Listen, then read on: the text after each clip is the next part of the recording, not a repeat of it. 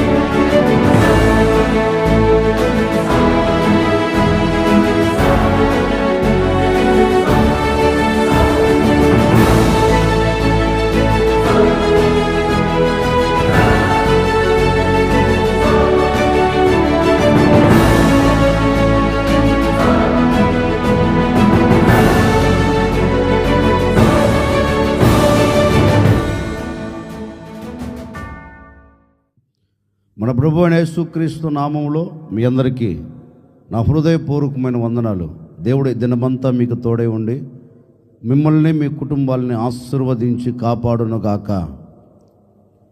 పరిశుద్ధ గ్రంథంలో నుండి ద్వితీయోపదేశకాండం 4వ అధ్యాయం 7వ వాక్యాన్ని నేను చదువుతా ఉన్నాను.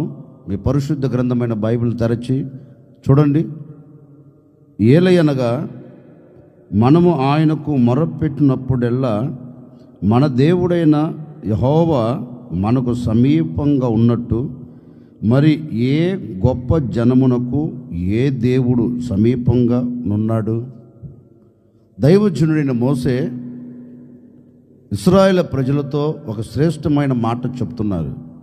వాగ్దానము చేయబడిన దేశములోనికి వెళ్ళక తొలికే దేవుడు నియమించిన నియమాలు, కట్టడలు, కొన్ని హెచ్చరికలు వాళ్ళకు తెలియచేస్తూ వారితో ఒక శ్రేష్టమైన మాట చెప్తున్నారు. బహుశా వారు అన్నారేమో, అయ్యా మేము వాగ్దానము చేయబడిన దేశంలోనికి వెళ్తున్నాం కదా, మరి వాగ్దానము చేయబడిన దేశంలోనికి వెళ్తే మా పరిస్థితి ఏంటి అన్నట్లుగా బహుశా వారు అడిగారేమో. ఈ దైవజనుడైన మోషే కూడా వారితో ఒక శ్రేష్టమైన మాట చెప్తున్నారు. మీరు కలవరపడవలసిన అక్కర్లేదు, కలతలు చెందవలసిన అవసరం లేదు.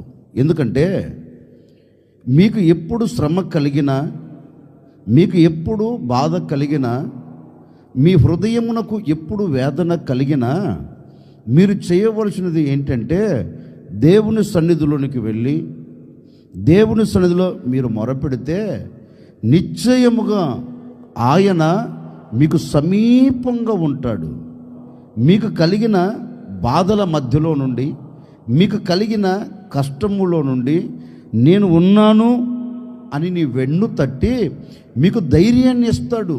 మీరు చేయవలసింది ఒకటే, ఏ కష్టమైనా కలగవచ్చు, మీరు దేవుని యొద్దకు వెళ్ళి ఓ చిన్న ప్రార్థన మీరు చేస్తే ఆయన మీకు సమీపంగా ఉంటాడు.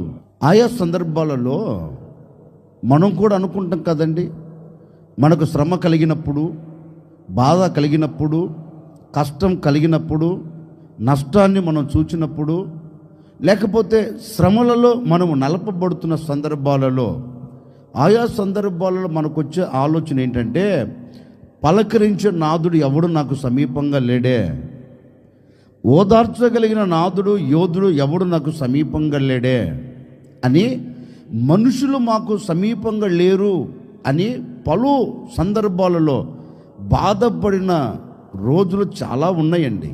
బహుశా ఈ మాటలు వింటున్న మీలో ఎవరైనా కావచ్చండి. ఒకవేళ ఇప్పటి వరకు నీ బంధువులు నీకు సమీపంగా లేరేమో, నీకు నచ్చినవారు, నీకు మెచ్చినవారు నీకు సమీపంగా లేరేమో, నీ కన్న తల్లిదండ్రులు నీకు సమీపంగా లేరేమో. కానీ ఏ శ్రమలలో నీకు సమీపంగా ఉండాలి అనుకున్న వారే ఆ శ్రమలలో నీకు సమీపంగా లేక ఒకవేళ కంటతడి పెడుతున్నావేమో. నా సహోదరి సహోదరులారా, ఈ ఉదయకాల సమయంలో ప్రభు నీతో చెప్పకనే చెబుతూ ఉన్నాడు. నీకు ఏ శ్రమ కలిగినా, ఏ బాధ కలిగినా నిశ్చయముగా నీవు మొరపెడితే ఆయన నీ కుటుంబానికి సమీపంగా ఉండబోతూ ఉన్నాడు. ఆయన నీ వ్యక్తిగత జీవితమునకు సమీపంగా ఉండబోతూ ఉన్నాడు. ఆయన నీ పిల్లల జీవితమునకు సమీపంగా ఉండబోతూ ఉన్నాడు. ఆయన నీ కుటుంబానికి సమీపంగా ఉన్నాడు అనుకో, ఎలాంటి అవంతరాలు నీ ముంగిటి నిలబడవు. ఆయన నీకు సమీపంగా ఉన్నాడు అనుకో, ఎలాంటి శ్రమలు నీ ఎదుట నిలబడవు. ఆయన నీకు సమీపంగా ఉన్నాడనుకో, ఎలాంటి అవంతరాలు కానీ, ఆటంకాలు కానీ, ఆటుపోట్లు కానీ, ఏ పరిస్థితుల ప్రభావం విభిన్నంగా మలచబడి ఒకవేళ నీ ఎదుట సింహాసనం వేసుకుని కూర్చున్నాయేమో నేటి వరకు, ఈరోజు నీవు మొరపెడితే నీకు కలిగిన వాటన్నిటిలో నుండి నీవు దేవునికి ఈరోజు మొరపెట్టగలిగితేనండి, నిశ్చయముగా నా ప్రభు నీకు సమీపంగా ఉండి వాటన్నిటి మీద నీకు జయమును కలగ చేయబోతూ ఉన్నాడు. నీ బాధలో నీకు సమీపంగా ఉండబోతూ ఉన్నాడు. నీ కష్టములో నీకు సమీపంగా ఉండబోతూ ఉన్నాడు. నీ నష్టములో నీకు సమీపంగా ఉండబోతూ ఉన్నాడు. నీ కన్నీళ్ళ మధ్యలో నీకు సమీపంగా ఉండబోతూ ఉన్నాడు. నీకు కలిగిన వాటన్నిటిలో నా దేవుడు నీకు సమీపంగా ఉండబోతూ ఉన్నాడు. అందుకే పరిశుద్ధ గ్రంథంలో కూడా చక్కని మాట రాయబడిందండి. దేవుని పేరు పెట్టబడిన ప్రజలు బబులోను దేశానికి చెరపట్టబడి వెళ్ళారండి. శత్రువులు వారిని తీసుకుని వెళ్ళారు. వెళ్ళిన తర్వాత ఆ దేశంలో ఒక ఆజ్ఞ జారైంది. ఏ ఆజ్ఞ జారైందంటే, నిశ్చయముగా ఇది చేయకపోతే, ఇలా ఉండకపోతే, ఇలా నడవకపోతే అగ్నిగుండములో వేయబడుతారు అని ఒక ఆజ్ఞ జారైందండి. ఆజ్ఞ జారైంది. కానీ ఆ ప్రాంతానికి వెళ్ళిన ఈ యవనులు ఏమీ రాజు ఇచ్చిన ఆజ్ఞకు తల వంచలేదండి.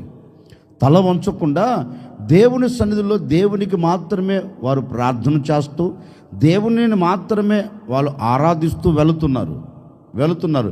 ఈ సంగతి రాజుగారికి తెలిసి రాజుగారు ఉద్రేకుడై, ఆవేశపరుడై ఉన్న అగ్నిని ఏడంతలు పెంచేశాడండి. ఇక ఏం చేస్తాం, అందరూ అనుకుంటున్నమాట, అందరూ తలంచుతున్నమాట, ఇక వీరు బ్రతకరు, వీరు ఇక ఖచ్చితంగా అగ్నిలో కాల్చివేయబడతారని అందరూ ఎదురు చూస్తున్నారండి. ఎప్పుడు వేస్తారా, ఎప్పుడు వీరు కాలిపోతారా అని చూచేవారు లేకపోలేదు, అయ్యో పాపం అనేవారు లేకపోతే అందరూ ఉన్నారు అక్కడ. వీరిని పట్టుకొని వెళ్ళి ఆ అగ్నిగుండంలో పడేశారండి. అగ్నిగుండంలో పడేశారు. వీరిని పడేసిన తర్వాత రాజుగారికి నిద్ర పట్ల అగ్నిగుండం దగ్గరికి వెళ్ళి చూస్తే వీరితో పాటు వారి మధ్యలో ఎవరు ఉన్నారంటే, వీరిని నిర్మించిన సృష్టికర్తైన దేవుడు వారి మధ్యలోకి దిగి వచ్చాడు. ఈ యవనస్తులు చెరపట్టబడి బానిసలుగా వచ్చి బానిసత్వంలో నడిపించబడుతున్న ఈ యవనస్తులు అగ్నిగుండంలో వేయబడితే, ఈ యవనస్తులకు దేవుడు తోడుగా, అంటే సమీపంగా ఉండి, ఎందుకు దేవుడు వీరికి సమీపంగా ఉన్నారు అంటే, వీరి నోట జార వలన మాట్లాడి తెలుసా, రాజు నీవిచ్చిన ఈ ఆజ్ఞకు మేము శిరస్సు వంచం, ఈ అగ్నిగుండములో నుంచి మా దేవుడు తప్పక మమ్మల్ని రక్షించగలడు. ఎందుకంటే మేము ఆరాధించే దేవుడు, మేము మొరపెడితే మాకు సమీపంగా ఉంటాడు, మేము మొరపెడితే మా ప్రక్క నిలబడుతాడు, మేము మొరపెడితే మాకు సమీపంగా ఉండి ఉత్తరం ఇవ్వగలిగిన దేవుడు, ఈ అగ్నిగుండము నుంచి మా దేవుడు మమ్మల్ని తప్పిస్తాడయ్యా అని రాజు ఎదుట సవాలు చేశారండి. బహుశా ఈ యవనస్తులు దేవునికి మొరపెట్టారండి. దేవునికి మొరపెట్టిన మరుక్షణమే ఎక్కడ తెలుసా, అగ్నిగుండంలో వారితో ఉండుటకు సింహాసనం విడిచి వారి మధ్యలోనికి దిగి వచ్చి వారికి హాని కలగకుండా దేవుడు తన సురక్షితమైన రెక్కల నీడలో దేవుడు దాచి కాపాడాడు. ఎలాంటి హాని కలగలేదు. ఇప్పుడు నేను చెప్పాలి అనుకున్న మాట ఏంటంటే, అగ్నిగుండంలోనికి దిగి వచ్చి వారికి సమీపంగా ఉన్న దేవుడు నీ శ్రమల మధ్యలోకి దిగి రాడా? నీ శ్రమలలో నీకు సమీపంగా ఉండడా? అగ్నిగుండంలో సమీపంగా నిలిచి హాని కలగకుండా కాపాడిన దేవుడు నీ కష్టములో, నీ కన్నీల మధ్యలో, నీ బాధల మధ్యలో, నీ శ్రమల మధ్యలో నీకు సమీపంగా ఉండి నిన్ను కాపాడలేడా? నిశ్చయముగా ఆయన కాపాడుతాడు. ఈరోజు నీకు కలిగిన వాటన్నిటిని బట్టి మొరపెట్టి చూడు. ఈరోజు నా ప్రభు నీ పట్ల అద్భుతం జరిగించబోతూ ఉన్నాడు. నీకు సమీపంగా ఉండబోతూ ఉన్నాడు. ఆయన సమీపంగా ఉండి అగ్నిగుండమును చల్లార్చినట్లుగా, అగ్నిగుండమును అణిచివేసినట్లుగా ఈ దినము ప్రతి ఆటంకాలన్నిటి నా దేవుడు అణిచివేయబోతూ ఉన్నాడు. ప్రతి శ్రమను అణిచివేయబోతూ ఉన్నారు. ప్రతి ఆటంకాలను సదునుభూమిగా చేయబోతూ ఉన్నారు. ఈరోజు నువ్వు ఎక్కడికి వెళుతున్నా, ఏ చోట నిలబడుతున్నా జయమునకు నాంది పలకబోతూ ఉన్నావు. నేను ప్రకటించే యేసు నీకు సమీపంగా ఉండబోతూ ఉన్నాడు. నేను ప్రకటించే యేసు నీ ప్రక్క నిలిచి ఉండబోతూ ఉన్నాడు. నీవు మొరపెడితే ఆయన నీకు సమీపంగా ఉండి నీ పట్ల ఈ దినమంతా ఆశ్చర్యమైన కార్యములు జరిగించబోతున్నాడు. ఓ సేవకుడిగా నిండు మనసు నేను కోరుకుంటున్నానండి, ఈ దినమంతా నా ప్రభు నీకు సమీపంగా ఉండి ప్రతి ఆటంకాన్ని అణచివేయునుగాక, ప్రతి శ్రమల మధ్య నుంచి తప్పించునుగాక, అన్నిటి మీద నా దేవుడు నీకు జయమును కలగ చేయునుగాక. ఈ దినమంతా నా దేవుడు నీకు సమీపంగా ఉండి నీ ఎడల ఒక నవనూతనమైన కార్యము జరిగించునుగాక. తల్ల వంచండి, వచ్చిన ప్రార్థన. ఆశ్చర్యకరుడా, మీకు స్తోత్రాలు చెల్లిస్తూ ఉన్నాం. నిజముగా మేము నీకు మొరపెడితే నీవు మాకు సమీపంగా ఉంటావు అని మీ లేఖనాలు సెలవిచ్చినట్లుగా ఎందరైతే సమీపంగా ఉండాలని మొరపెడుతున్నారో వారి శ్రమలో మీరు సమీపంగా ఉండండి, వారి కష్టములో మీరు సమీపంగా ఉండండి, వారి నష్టములో మీరు సమీపంగా ఉండండి, వారి వేదనలో మీరు సమీపంగా ఉండబోతున్నందుకై మీకు స్తోత్రం. ఈ దినమంతా ఈ ప్రజలకు కలుగుతున్న ప్రతి బాధల మధ్యలోంచి వీరిని తప్పించి సాక్షిగా నిలుపుకోమని యేసు నామములో అడిగి వేడుకొనుచున్నాము తండ్రి, ఆమెన్. ఈ దినమంతా నా ప్రభు మీకు సమీపంగా ఉండి మీ ఎదుటి నిలబడిన ప్రతి ఆటంకాలు, ఆటుపోటులు, అవంతరాలు అన్నిటి మీద నా దేవుడు మీకు జయమిచ్చునుగాక.